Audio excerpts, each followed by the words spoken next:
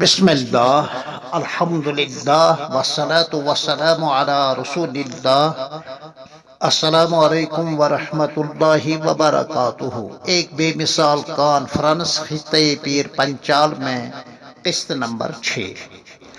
اگلے دن یعنی اتوار کو بتاریخ 19 ستمبر 2021 کانفرنس کی دوسری نشست بعد نماز فجر تا نماز اشراق منعقد ہوئی، جس میں رونق بزم احباب حضرت مولانا صلاح الدین صاحب سیفی نقشبندی حفظہ اللہ الباری نے انما الاعمال بالنیات جیسی مختصر مگر جامع حدیث شریف کی اپنے ایک مخصوص انداز میں تشریح فرمائی کہ اعمال کے بناؤ و بگاڑ کا مدار نیتوں پر ہے۔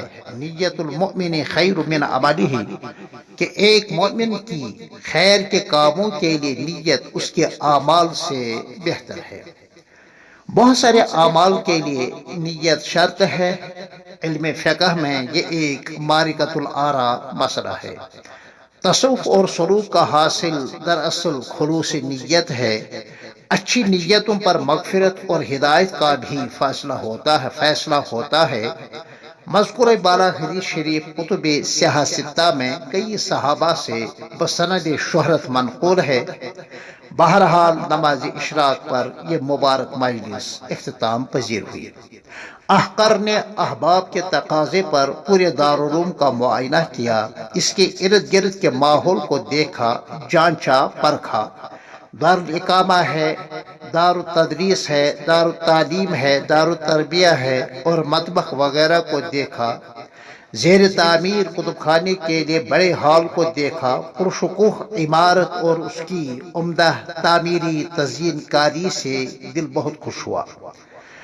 دارالعلوم دیوبند کے طلباء عزیز کے دیواری پرچجات کو دیکھا، پڑھا، جو عزیزم مولانا مفتی طارق محمود صاحب محمودی رحیمی کی زیر نگرانی اور زیر تربیت طلباء اپنے اپنے ذوق کے مطابق ان مقالات کو لکھتے رہتے ہیں۔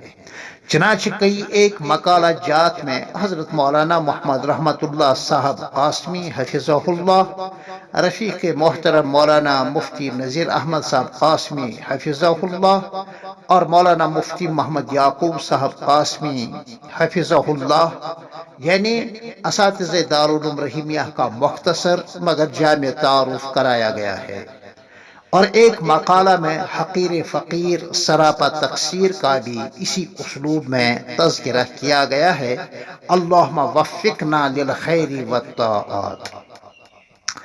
ان تمام امور سے فارغ ہونے کے بعد دعوتی محنت سے جڑے پالنپور گجرات اور پونا مہاراشٹر سے آئے ہوئے بزرگوں سے ملاقات ہوئی۔ دعوت کے حوالے سے انہوں نے کچھ حسین کارگزاری بھی سنائی، جس کا حاصل یہ ہے کہ دعوتی احباب علماء کرام کے ساتھ جڑے رہیں، ورنہ ان کو گمراہ ہونے سے کوئی نہیں بچا سکتا، جس کا ہمیں تجربہ ہے اور حالات اس پر شاہد عدل ہیں۔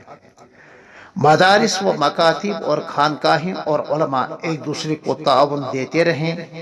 دعوت کو صرف خروج ہی سے تعبیر کرنا یہ سخت دعوتی تحریف ہے، بلکہ دعوت کے وسیع عنوان پر شب خون مارنا ہے۔